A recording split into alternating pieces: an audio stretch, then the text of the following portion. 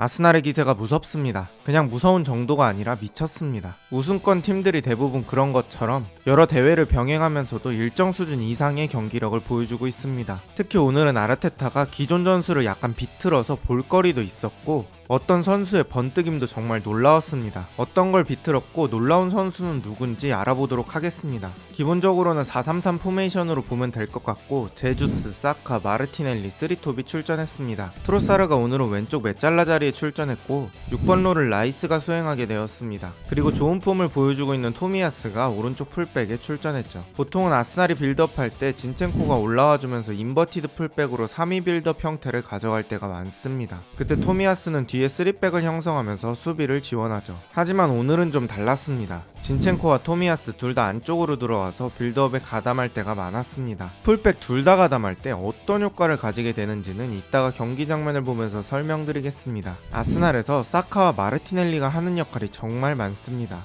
역습 상황이 아니면 아스날 윙어들은 공을 천천히 컨트롤하며 수비를 최소 2명 이상 끌어당깁니다. 이때 다른 누군가에게 공이 가면 수적 우위를 얻으면서 플레이할 수 있죠. 지금도 사카가 2명을 끌어당기고 제주스에게 공을 내줍니다. 제주스는 이 공을 어깨로 숨기면서 발바닥 컨트롤을 앞뒤로 하다가 뒤쪽 토미야스에게 알맞게 내줍니다. 여기서 사카는 안쪽 하프 스페이스 공간으로 들어가요. 지금 이 움직임을 잘 기억해주세요. 자주 설명드릴 패턴 플레이입니다. 토미야스가 잡지 않고 바로 내줍니다. 오늘은 토미야스의 공격 지원도 적극적으로 지시한 아르테타입니다. 사카가 우당탕탕 상황에서 오른발 슈팅 기회가 났고 무리하지 않고 잘 밀어 넣으며 1대0을 만듭니다. 측면에서 벌어진 수적 오이, 공은 중앙으로 제3자 하프 스페이스 침투. 이러한 과정으로 아스날의 밀집 수비 해체쇼가 이뤄집니다. 7분 뒤 아스날은 정말 미친 공격력을 보여주는데요. 과정이 옛날 아트사커를 생각나게 합니다. 반대쪽 크로스가 길게 올라온 공을 진첸코가 제주스에게 주고 안으로 뛰어들어갑니다. 제주스는 알맞게 2대1 패스를 넣어줍니다. 여기서 공 쪽에 진첸코와 트로사르가 동시에 관여하게 됩니다. 킬머니 트로사르와 진첸코 중에 누가 공을 잡을지 판단하기 어려웠을 겁니다. 그래서 섣불리 다가서지 못했고 진첸코가 안쪽에 비어있는 웨데고르에게 컷백을 내줍니다. 웨데고르는 반대편을 보고 깔끔하게 마무리합니다. 사실 웨데고르는 이런 골 아주 잘 넣습니다. 지난 맨유전에서도 비슷한 장면에서 반대쪽 구석으로 찔러 넣었죠. 아스날이 2대0으로 초반 기세를 아주 확실하게 가져갑니다. 2대0 상황에서도 아스날은 멈추지 않고 상대를 흔듭니다. 왼쪽에 양팀 선수들이 모여있죠. 보통 이런 경우에 센터백을 거쳐서 반대쪽으로 넘어갈 때가 많은데 오늘은 토미야스도 안쪽으로 들어왔다고 했죠. 그래서 라이스는 가까운 토미야스에게 한 번에 빠르게 반대 전환이 가능해요.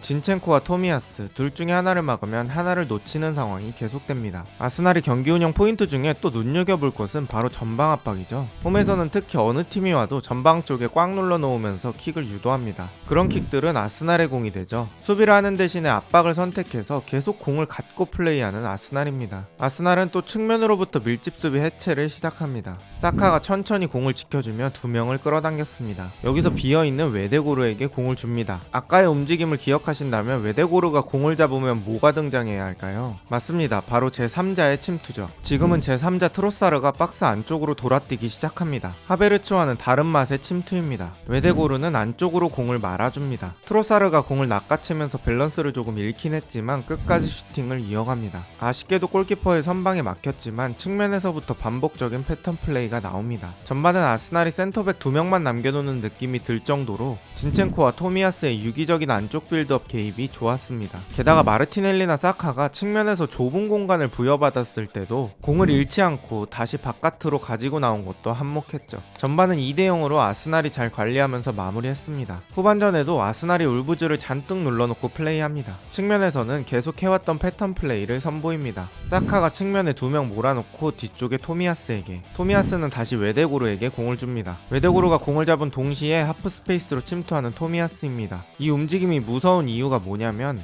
순간적으로 계기 월식처럼 2명이 겹치게 될 때가 있습니다. 이때 수비들은 데인마크에 잠깐 혼란이 올 수 있어요. 그런 변수들을 계속 만들어내보려고 하는 움직임들이죠. 비단 오른쪽에 자신의 위치를 배정받은 선수들 뿐만 아니라 라이스까지 계속적으로 하프 스페이스를 들어가주고 있어요.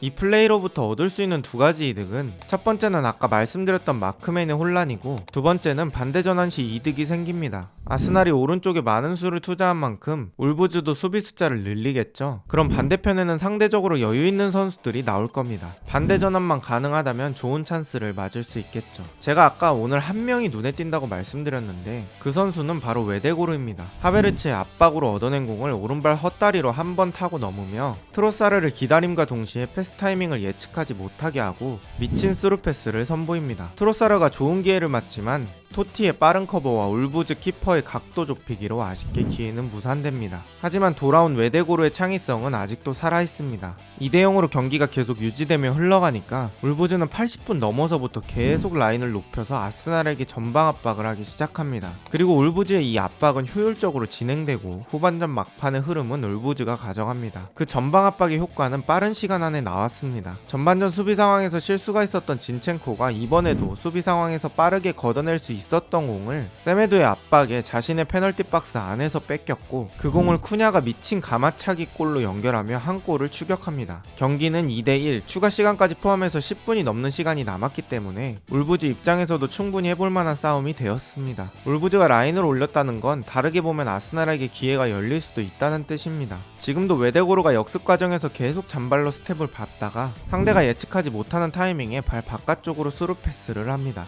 이게 바로 창의성이죠. 근데 역시나 기대를 저버리지 않는 은케티아입니다. 반대쪽을 노리면서 슈팅하지만 골대에 맞고 나오며 쉽게 갈 수 있는 경기를 어렵게 만듭니다. 아스날은 이후 시간을 최대한 수비로 일관하면서 경기를 2대1로 마무리합니다. 아스날이 올 시즌에 강한 모습을 보여주는 이유는 이런 경기에서 삐끗하는 게 없다는 것이죠. 1점 차라도 근소한 우위를 만든다면 중간에 크고 작은 위기가 있더라도 결국엔 승점 3점을 지켜내는 능력이 탁월합니다. 게다가 시즌 내내 전술의 큰 틀은 같더라도 약간이라도 매 경기마다 세부적인 전술 변화를 줍니다. 또 돌아온 에이스 웨데고르의 창의성과 트로사르, 토미야스 같은 준주전 멤버들의 기복 없는 플레이까지 분위기 좋은 팀의 전형적인 모습입니다. 과연 아스날은 올 시즌 맨시티를 꺾고 우승을 차지할 수 있을까요? 오늘 영상은 여기까지고 저는 축직먹이었습니다. 좋은 하루 되세요.